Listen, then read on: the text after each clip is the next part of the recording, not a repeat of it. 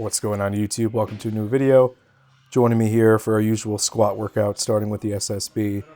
And this thing's been a godsend, especially in the ER to PR series, where I still wanted to hit legs, still wanted to do free weights, but wasn't able to get into position. So the way this sits just makes it a lot easier. Obviously, I had to taper with the weight, couldn't do as heavy as I want to go, but I'm still going to continue with it through. I feel like I'm healthier in the shoulder and bicep, especially now that I'm squatting this way, and I've got some exciting updates coming, so you just have to kind of stay tuned for that. But, you know, this is the bar that allowed me to keep training when I couldn't train, and I'm going to keep using it. It works really well. Good balance. I notice sometimes when I do straight bar stuff, if you're a little bit tight, it takes a while to get into position, but also, you know, you start to feel the effects of it in any sort of pressing movement, any forearm engagement, overhead press, bench.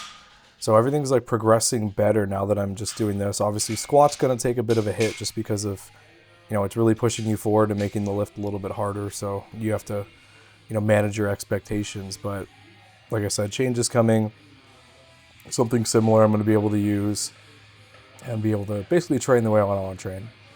So I'm incredibly happy to be able to squat. And everyone's different. You know, when you're building muscle, you're widening your structure, you're adding more overall mass, you're going to start reaching some impediments, whether it comes to mobility or function. So especially with me, my upper body is just, I mean, I've got a lot of body fat, but I pack on muscle in ways that's kind of like crazy. Like, again, I'm not some like genetic freak. It grows, and then I've noticed some impediments when I'm lifting. You know, I used to be able to high bar squat like super narrow, and it was super easy. Deadlifts too, just a big upper body just kind of really throws you forward. And, you know, obviously the goal is to like lean down now that we're out of this, you know, post-surgery recovery, and now we're building back up. So I'm just trying to, you know, control the eating and stuff and just really get back to where I'm at and figure out what my nutritional demands are. But basically, like with all this mass in the way, you really have to decide, you know, like what your goals are, work to your mobility. And unconventional deadlifts, my weakness has always been the lockout, and you can kind of see I've got a short torso. So when I go to extension, that torso is no longer in contact with my like lower body. So it goes from having that support and something to press off of to nothing, which I've noticed too. So just something we're working on just to make things more comfortable. I want to make lifts efficient. I want to be able to lift as much as I can. So that's why I've like transitioned over to the belt squat, which leads into my original point with the SSB yoke. I want to get a lot of squat volume with movements where I'm not only just loading the spine, but like loading everything else and really focus on the lower body. And that's why I'll do the strength movements with the squat. I still want to be able to squat and have those strength thresholds. But at the same time, I'll get a lot of volume, muscle building from, you know, these type of movements here, where basically, you know, you can really overload and do a bunch of reps and stuff, and that will carry over pretty well. So it is, how do I say, it's a mutual symbiotic relationship where we're getting the strength and then the accessory work after the fact.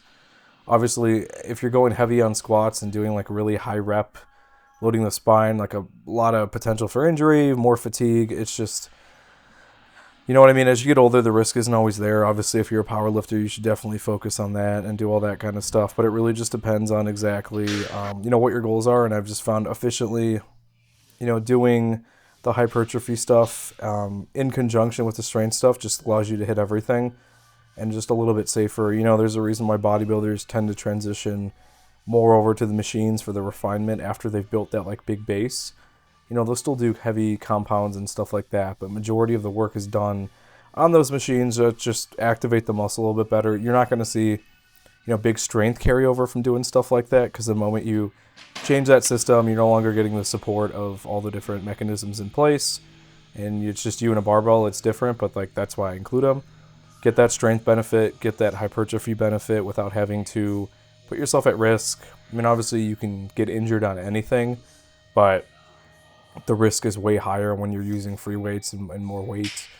You really have to monitor not only your own fatigue, your recovery, but something like this, like a leg extension, you can just straight up just sit there, find a right, you know, position where you're feeling that contraction, take your time, and then you can vary the weights here. You could do a drop set, you could do a superset.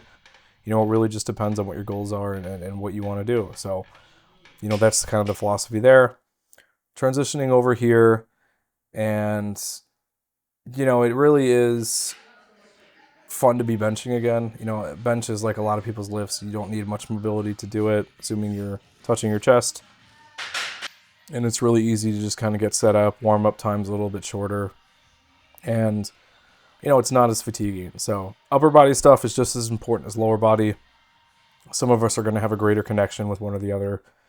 And things are just going to move and you're not going to have to think about them much. So that's what I like about bench. This is wider grip over here. So wider compared to my narrow grip, but there are people that still go wider, but it really just depends on your anatomy.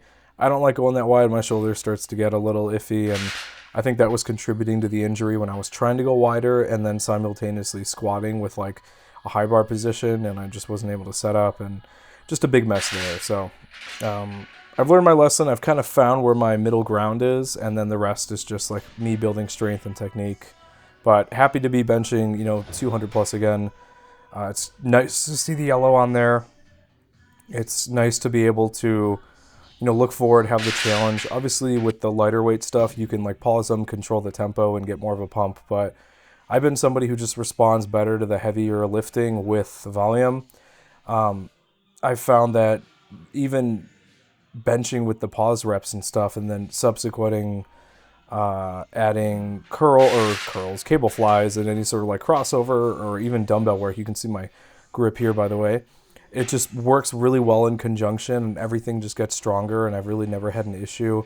The dumbbells really do help with the flexibility. Like if you're tight from the barbell benching, the dumbbells allow you to hit like a certain range of motion you wouldn't normally get that, can be not only just like a stabilizer accessory, but also like injury prevention, which is like, something you should always be working towards. Anytime that you're building fatigue and overloading, there's a chance for injury. So you really just have to take care.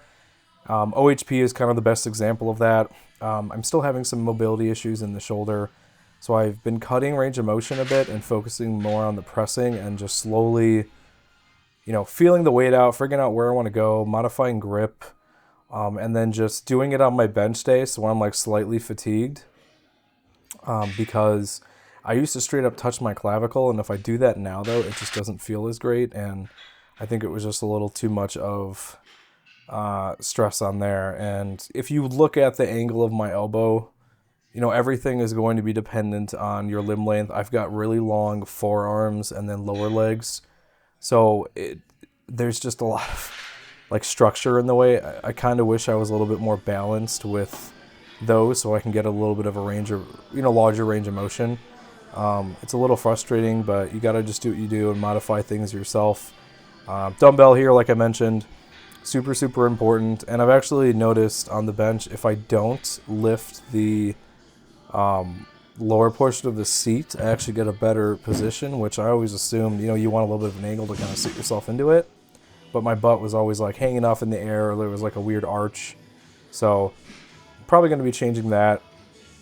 And you can kind of see here the the density of muscle mass I have in the pecs and upper body, which I don't really understand, because I'm like not the strongest bencher in the world, and I'm not the strongest presser, but it just looks like I can pack on more muscle, and obviously just significant amounts of body fat in the waist area and lower back.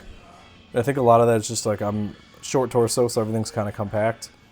But I don't know, it's the strangest thing when I like look at myself in certain ways, because I will try to maximize range of motion, but I think there's kind of like an oxymoron where the more range of motion you engage in and the more muscle mass you build via that range of motion, because longer time under tension, I think you end up doing yourself a disservice with mobility because of all that actually added muscle mass, which makes it then harder to hit range of motion, or you have to modify things. So I'm not sure if that is something that someone studied before, but it might be useful.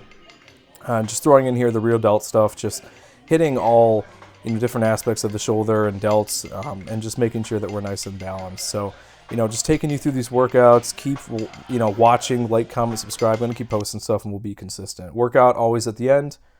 Like I said already before, like, comment, subscribe. See you in the next one. Thanks for watching the latest video. If you want to help support the channel, I actually own my own wet shaving and grooming e-commerce website where everything's handmade by me.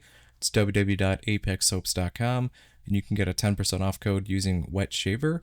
We've got some cool scents here. We've got some Coca-Cola scents, a horchata scent, traditional barbershop, just some really cool stuff. And you can purchase samples or you can buy the whole set.